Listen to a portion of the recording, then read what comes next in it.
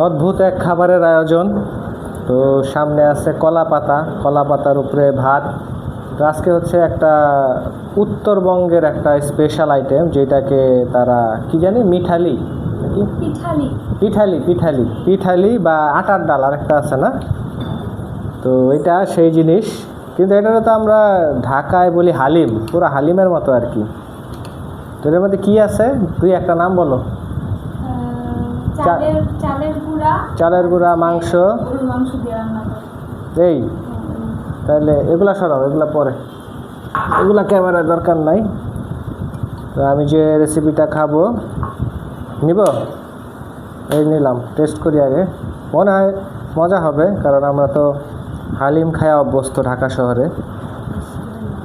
তো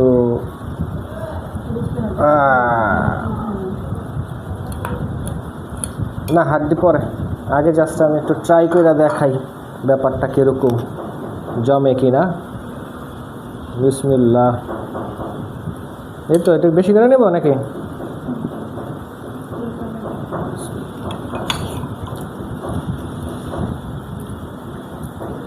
ভালো ভালো ভালো, কেমন ভালো? না, অনেক ভালো। এটা মানে খারাপ লাগতেছে না কেন, হালিমের কাছাকাছি।